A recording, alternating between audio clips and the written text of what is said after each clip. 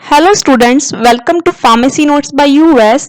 Today we discuss the most important MCQs which is mostly asked in pharmacist and GPET type of examination. So let's start. In we discuss the most important MCQs which is found in most competition exams. So let's start. पहले मैं चाहूंगी कि इन questions को आप solve करें, फिर मैं इन सबका आंसर बताऊंगी.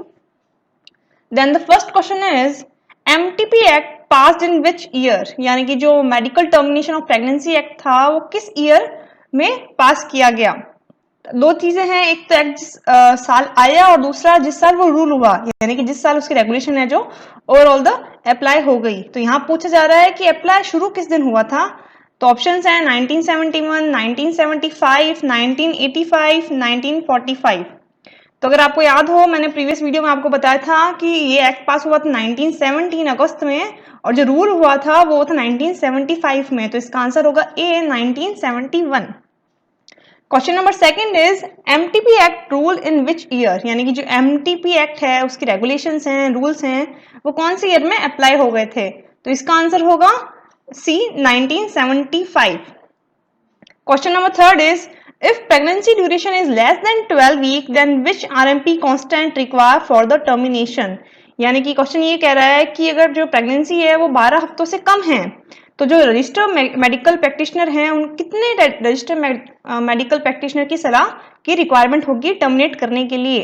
तो अगर आपको याद है प्रीवियस वीडियो में मैंने बताया था कि दो तरीके की कंडीशन है, एक तो लेस देन 12 वीक और दूसरी है more than 12 but less than 20 weeks. तो जहां पे लेस देन 12 वीक था वहां पे आंसर था कि एक आरएमपी ही कॉन्सिक्वेंट जरूरी है टर्मिनेशन के लिए. तो आंसर क्या होगा इसका A1. सबके आंसर भी सही होंगे. Let's check. Yes, the act was passed in 1971. It ruled in 1975 and only one RMP required if the pregnancy is less than 12 week. Okay, कुछ और क्वेश्चन सॉल्व करते हैं. Fourth question is if pregnancy duration between 12 to 20 weeks then which RMP constant required for the termination. अब ये question है कि अगर जो प्रेगनेंसी है वो 12 से 20 हफ्तों के बीच की है तो कितने हैं जो कि रजिस्टर्ड मेडिकल प्रैक्टिशनर्स की रिक्वायरमेंट होगी टर्मिनेशन के लिए. तो उसी के अंदर दो कॉलम्स थे again, less than 12 and 12 to 20. तो उसके अंदर आंसर था कि भाई जब 12 से 20 वीक की प्रेगनेंसी हो तो अपने को टर्मिनेशन के लिए दो रजिस्टर्ड मेडिकल प्रैक्टिशनर की जरूरत होगी. तो आंसर होगा इसका C2. Question number fifth is termination record is maintain for, यानी कि जो भी टर्मिनेशन किया जा रहा है उसके जो रिकॉर्ड्स हैं, नेम और सारी जो सीक्रेसी मेंटेन की जा रही है वो कितने समय तक मेंटेन करना जरूरी है. ऑप्शन है 1 year, 5 year, 2 year and 20 months. तो इसका आंसर है 5 ईयर. 5 साल तक ये जो रिकॉर्ड्स हैं वो मेंटेन करना जरूरी है टर्मिनेशन रिकॉर्ड्स को. Question number six is MTP act constituted by, यानी कि जो एमटीपी एक्ट है वो किसके थ्रू है जो कि ऑर्गेनाइज किया गया है, रूल किया गया है.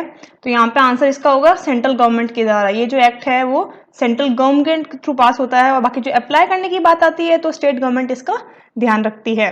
तो आंसर इसका होगा ए सेंट्रल गवर्नमेंट. होप आपके भी आंसर सही होंगे. If 12 to 20 week pregnancy then 2 RMP required, record maintain for 5 years and central government जो है कि एमटीपी को कंस्टिट्यूट करती है.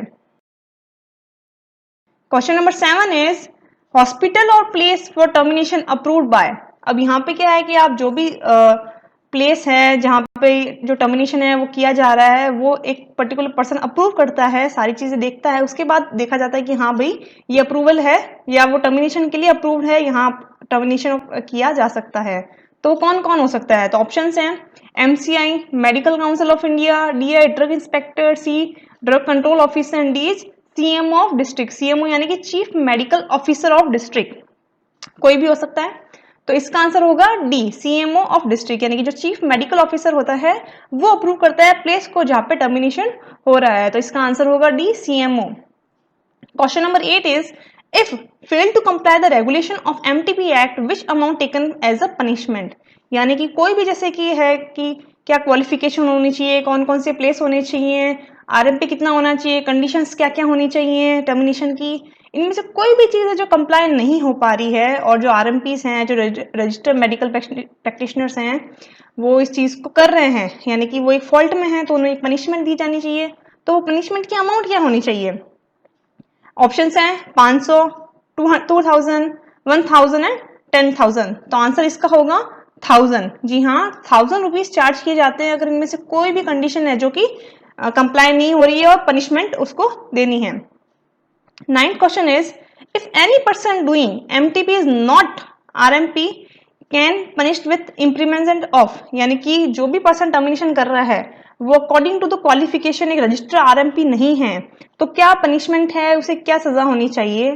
तो ऑप्शंस हैं कि उसे 2 से 7 साल की सजा हो सकती है, 1 साल की सजा होनी चाहिए, 5 से 10 साल की सजा होनी चाहिए, या फिर नन ऑफ द अबाउ। तो अकॉर्डिंग टू एक्ट अगर कोई आरएमपी नहीं है या फिर फॉल्टी है, रजिस्टर नहीं है, तो अकॉर्डिंग टू देम जो उसके ऊपर जेल या कार्रवाई है वो 2 से 7 साल के बीच की होती है। तो इसका आंसर होगा ए, 2 to 7 years। The answers, yes, CM of district approve the termination point, 1000 rupees charge as a punishment and 2 to 7 year for imprisonment. If you understand and enjoy the video, please like, share and subscribe. Thank you.